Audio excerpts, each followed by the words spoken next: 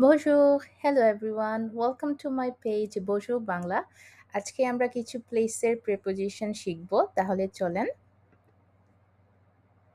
sur sur উপরে, sous sous নিচে, dans dans ভিতরে, devant devant সামনে, derrière derrière পিছনে, à côté de à côté de পাশে, entre entre বা milieu milieu মাঝখানে, près près কাছে, loin loin দূরে, à gauche à gauche বাম পাশে, à droite ডান পাশে, en face en face বিপরীতে।